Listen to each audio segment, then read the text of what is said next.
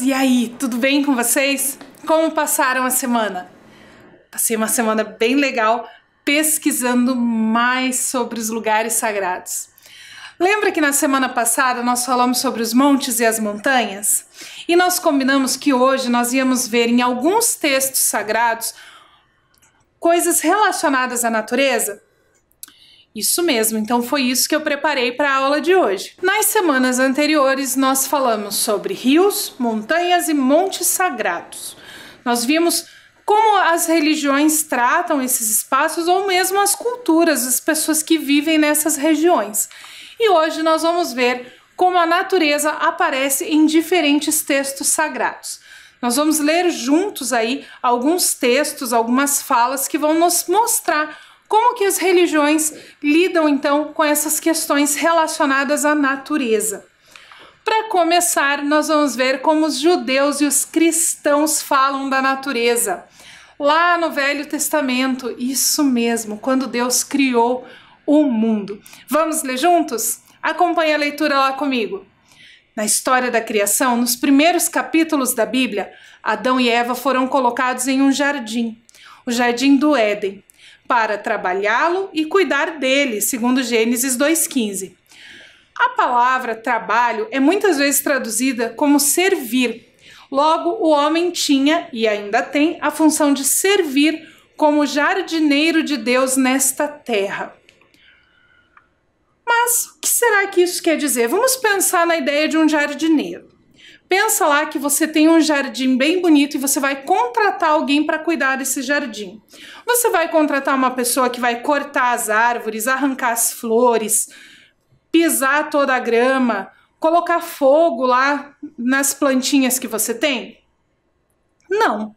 Você vai contratar alguém que vai cuidar, adubar, molhar, tratar essas flores, essas árvores, esse gramado com muito carinho e muito respeito.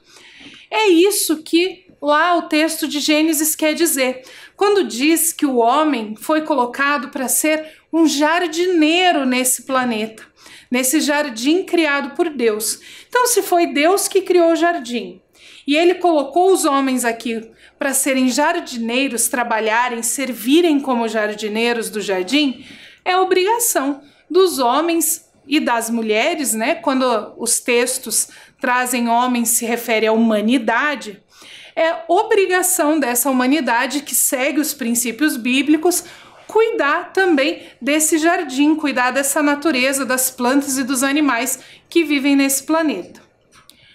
Vamos ver o que os muçulmanos falam sobre isso? Vamos acompanhar a leitura lá comigo. A lei islâmica estabeleceu uma diretriz geral para todos os humanos que vivem na face da Terra, que significa não criar qualquer dano a este universo. Disse o profeta, a paz esteja com ele, não é permitido dano nem prejuízo. O que isso quer dizer? Aqui nós não temos a ideia do jardineiro, mas ele fala que os homens não têm o direito de causar dano e prejuízo para o universo. Quando nós não cuidamos da natureza, quando nós desmatamos, quando nós não cuidamos das plantas, dos animais, não preservamos a natureza, nós estamos causando dano e prejuízo ao planeta e, consequentemente, ao universo. Então, para os muçulmanos, os homens, a humanidade, né, os homens, as mulheres, têm também a obrigação de cuidar deste planeta, desta criação, sem causar dano nem prejuízo para a vida que habita no planeta Terra. Agora, para os umbandistas, será que na Umbanda também tem alguma coisa relacionada à natureza? Vamos ler juntos o texto? Em cada espaço vivo da natureza, encontra-se a energia dos orixás. Sendo assim, quando estamos na cachoeira ou na praia, na mata ou em qualquer lugar ali, estamos diante de nossos amados orixás. Sendo assim, toda vez que deixamos qualquer coisa estranha à natureza nestes lugares, estamos agredindo a natureza e aos nossos orixás. Quem disse isso foi uma mãe de santo numa entrevista que eu encontrei na internet. Como nós já vimos em outras aulas, as religiões de matriz africana não têm um livro sagrado, mas nós temos os textos orais, que são esses ensinamentos que são passados.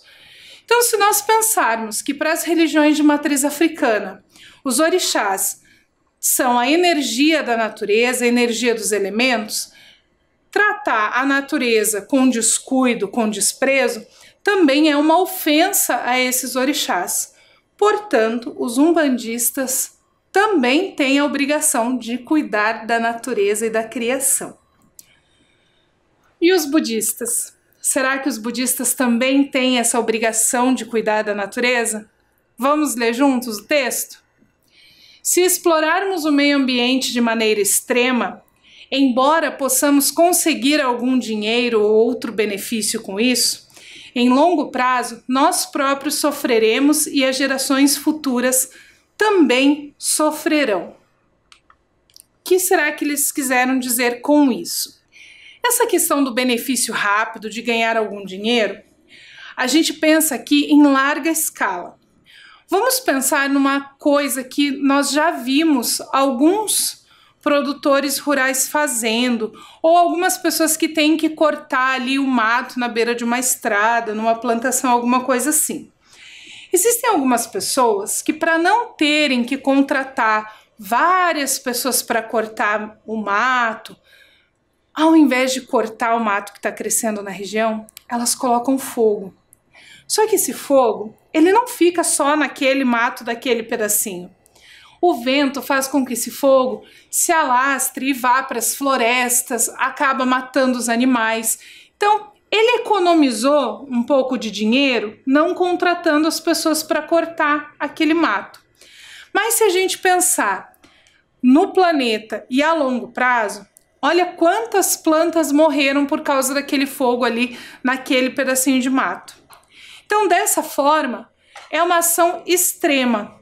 É uma questão ali que ele, para economizar um pouquinho de tempo e de dinheiro, acabou destruindo uma parte muito grande de vegetação. Isso já aconteceu várias vezes, não só aqui no Brasil, mas em várias partes do mundo. Agora os indígenas. Será que para os indígenas também nós temos alguma coisa específica sobre cuidado com a natureza? Vamos ver juntos? Os Yanomami, por exemplo, utilizam a palavra Urihi, para se referirem à terra-floresta, entidade viva, dotada de um sopro vital e de um princípio de fertilidade de origem mítica. Urihi é habitada e animada por espíritos diversos, entre eles os espíritos dos pajés Yanomami, também seus guardiões. Se a gente pensar que a natureza tem espírito, é uma entidade viva e que os espíritos habitam a natureza, de acordo com a cultura Yanomami, a gente sabe que eles vão cuidar dessa natureza, preservar essa natureza, porque eles têm essa ligação muito forte, a espiritualidade deles está ligada à natureza. A espiritualidade é a sobrevivência. Então, eles são grandes protetores da natureza e têm muito cuidado com a natureza, com as florestas, com os rios. Os espíritas também vão ter várias determinações relacionadas à natureza. Nós agora vamos ler juntos uma delas. Acompanhe a leitura comigo. No Livro dos Espíritos, capítulo 5, na Lei da Conservação, diz: a terra produziria sempre o necessário, se com o necessário soubesse o homem contentar-se. O que eles querem dizer com isso? É que a natureza, ela produz o suficiente para a gente viver bem. Se nós soubermos viver com o que é suficiente, sem precisar a mais. Mas o ser humano sempre está buscando o a mais, e com isso ele acaba prejudicando a natureza, e a natureza deixa de produzir, inclusive, o suficiente, porque ela acaba sendo deteriorada, acaba sendo destruída.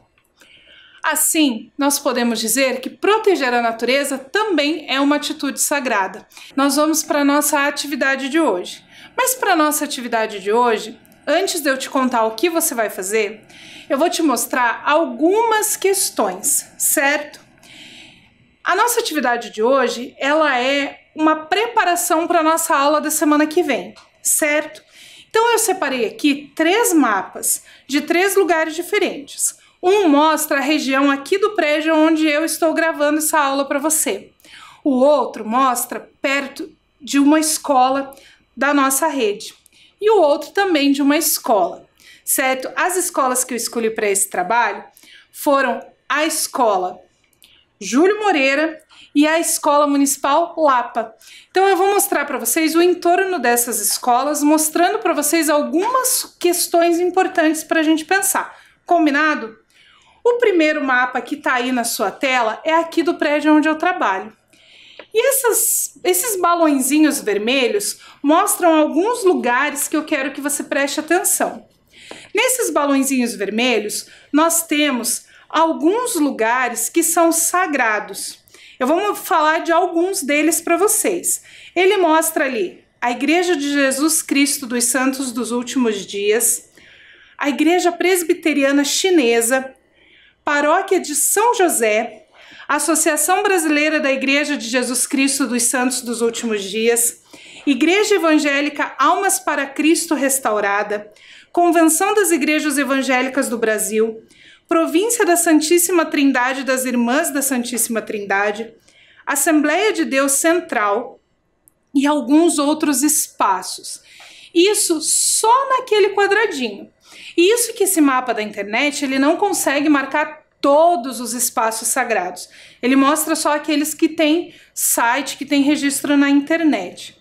Então, nesse pequeno quadradinho, olha quantos espaços religiosos apareceram. Uma coisa interessante da gente pontuar é que esse prédio fica num bairro chamado Alto da Glória.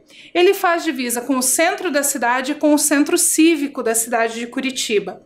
Nessa região, nós não temos a presença de religiões de matriz africana e indígena.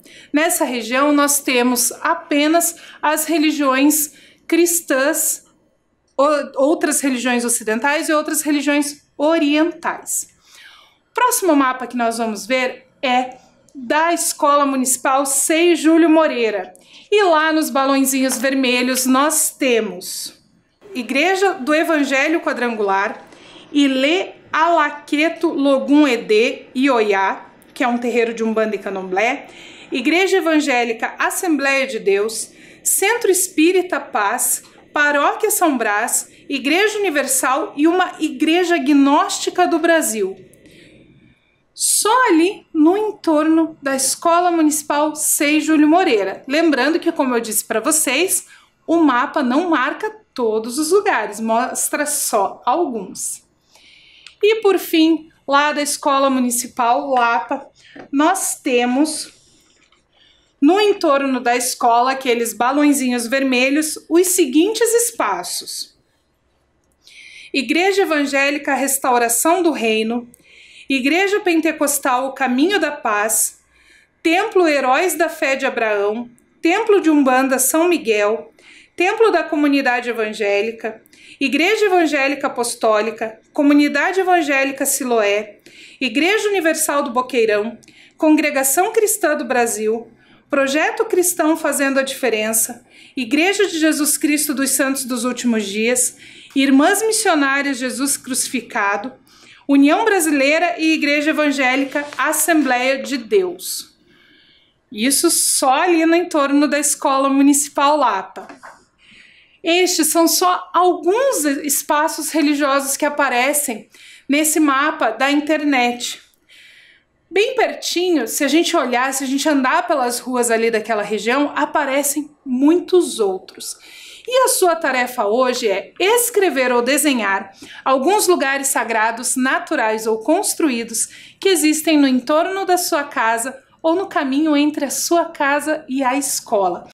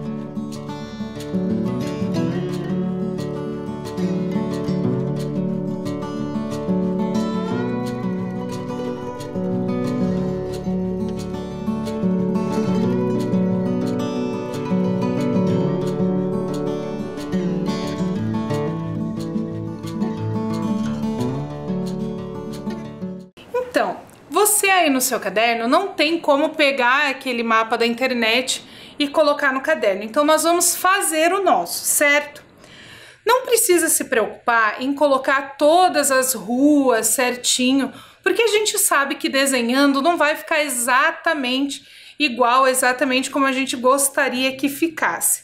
Eu vou fazer aqui o da minha casa, para você ter uma ideia mais ou menos de como que dá para fazer, combinado? Então, se você quiser ir fazendo junto aí o seu também, não tem problema nenhum. Eu moro num prédio, que ele fica no bairro, mas é um prédio que tem ali um telhadinho bem bonitinho. Vocês vão descobrir hoje que a prof não sabe desenhar direito, que o desenho da prof não fica assim bonito igual o de vocês. Mas tá lá, aqui em cima, as minhas janelinhas, que eu moro lá no último andar desse prédio. Na rua atrás da minha casa, a rua que passa aqui que eu vejo da minha janela, tem um cemitério. O cemitério, ele é também considerado um espaço sagrado.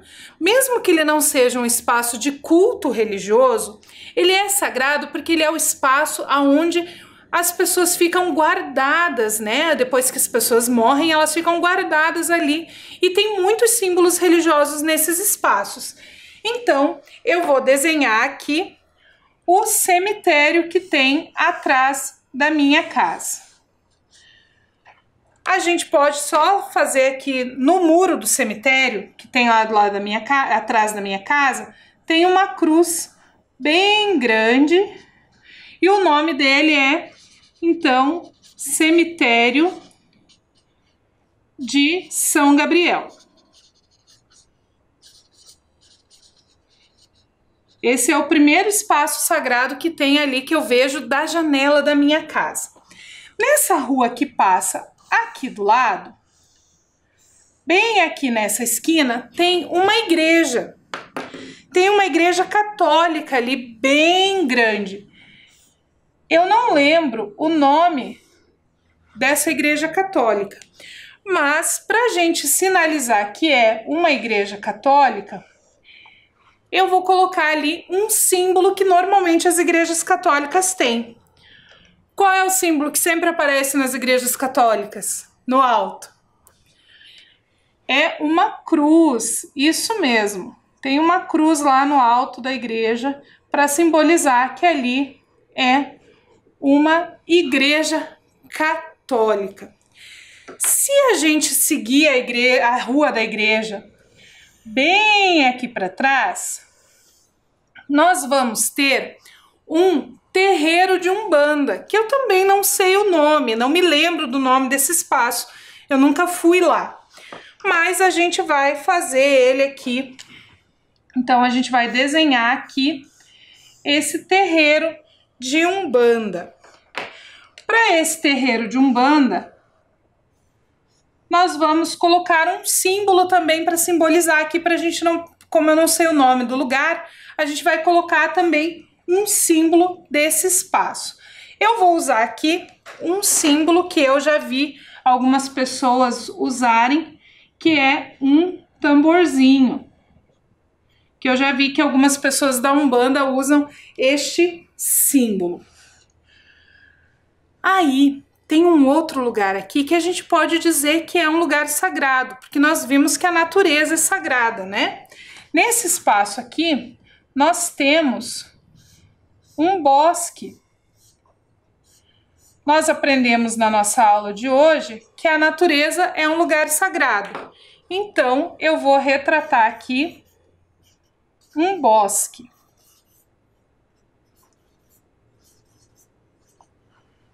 Que pode ser considerado também um lugar sagrado. Aí aqui tem algumas outras ruas nesse espaço aqui. Como eu falei para vocês, não precisa se preocupar em desenhar todas as ruas, a gente só vai marcar os lugares sagrados que a gente tem nesses espaços. Aqui numa outra rua, nós temos uma congregação cristã no Brasil, que é uma igreja que normalmente ela é pintada de cinza, mas eu não tinha canetinha cinza, então eu vou fazer ela de azul aqui, que é a Congregação Cristã no Brasil. Eu vou colocar aqui as letras iniciais para a gente saber o que está desenhado. Congregação Cristã no Brasil, CCB. Se a gente caminhar mais um pouquinho, aqui para cima nós temos uma igreja bem grande, que é a Igreja Universal do Reino de Deus. Também tem lá perto da minha casa. Vocês lembram qual é o símbolo da Igreja Universal do Reino de Deus? Já viram esse símbolo em algum lugar? É aquele coração que tem um passarinho, uma pombinha dentro. Então eu vou colocar só o coração aqui, porque eu não sei desenhar uma pomba. Então, só aqui no entorno da minha casa, a gente já conseguiu ter, ó, uma Igreja Universal do Reino de Deus, uma Igreja Cristã do Brasil, um templo de Umbanda, um bosque, uma igreja católica e um cemitério. São 6 lugares sagrados só nesse pedacinho aqui. E lugares sagrados que têm origens diferentes, né? Quando nós estudamos as organizações religiosas, nós vimos que alguns desses espaços têm origens em lugares, em países diferentes. Então, só para você ter uma ideia de como fazer o seu desenho, você pode fazer aqui como eu fiz. Aqui no meio tem outras ruas, tem um supermercado, tem padaria. Mas como nós estamos falando de lugares sagrados, é importante você marcar no seu desenho só esses lugares sagrados que tem aí no entorno da sua casa, combinado? Agora que você já fez a sua tarefa, você já escreveu, já desenhou esses lugares sagrados que tem no entorno da sua casa, eu quero que você pense em uma questão. Esses lugares sagrados que tem no entorno da sua casa, eles são lugares sagrados naturais ou lugares sagrados construídos? Eles são lugares da natureza? Tem um monte perto da sua casa? Uma montanha, um rio, um bosque? Ou será que são lugares que foram construídos pelo homem para serem sagrados? Foram lugares construídos com esse intuito ou são lugares que talvez foram construídos para ser uma casa e foram alugados para ser um espaço religioso? Será que só de passar na frente a gente consegue saber? Será que só olhando o nome desse espaço nós conseguimos? Quando eu estava fazendo o meu desenho ali, eu falei com vocês, por exemplo, da Congregação Cristã do Brasil, que normalmente, na maioria dos casos, a igreja é pintadinha de cinza. Então, muitas vezes, mesmo que ela não tenha uma placa na frente, que ela não tenha o nome escrito, só pela cor do espaço a gente consegue identificar. Ou no caso da Igreja Católica, que quase todas têm aquela cruz no alto da igreja. E por isso nós também conseguimos identificar e sabemos que ali naquele espaço é uma igreja católica. E o espaço religioso que você frequenta? Você frequenta algum lugar religioso? Será que tem alguma coisa nele que identifique, que faça a gente saber que lugar é esse? Esse lugar foi construído pelos homens para ser um lugar sagrado? Será que só esses templos são sagrados? Quantas perguntas, não é mesmo? Nós vamos responder algumas dessas perguntas nas próximas aulas. Dentro da sua casa, será que tem um lugar sagrado? A gente vai descobrir na próxima aula. Então, a gente encerra a nossa aula por aqui.